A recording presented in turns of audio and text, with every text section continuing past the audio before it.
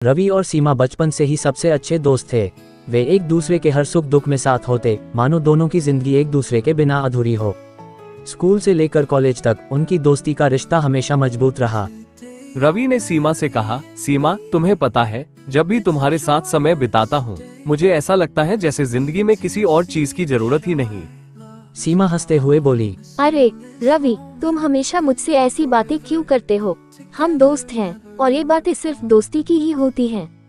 रवि ने गहरी सांस ली और गंभीर होकर कहा, लेकिन सीमा, मैं तुमसे कुछ कहना चाहता हूँ। मैं तुम्हें सिर्फ एक दोस्त की तरह नहीं देखता, मुझे लगता है मैं तुम्हें प्यार करता हूँ।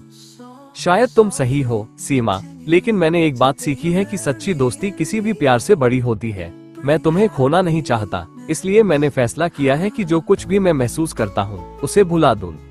रवि, मैं तुम्हारी भावनाओं की कद्र करती हूँ, लेकिन मेरे लिए हमारी दोस्ती सबसे ज्यादा महत्वपूर्ण है।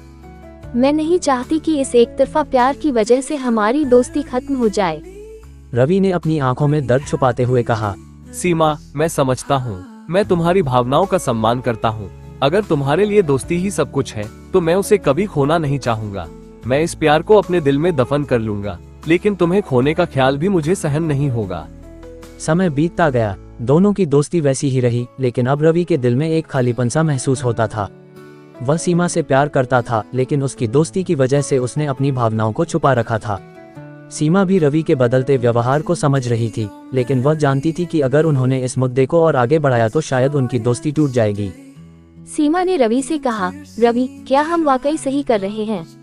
मुझे लगता है हम दोनों अपनी भावनाओं को दबा रहे हैं।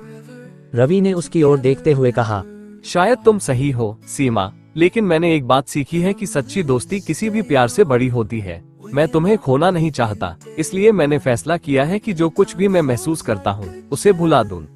सीमा मुस्कुराई और बोली, रवि, मुझे भी तुम्हारी दोस्ती की कीमत का एहसास है, लेकिन अगर तुम्हें लगता है कि ये तुम्हारे लिए मुश्किल है तो हमें एक समय के लिए अलग हो जाना चाहिए।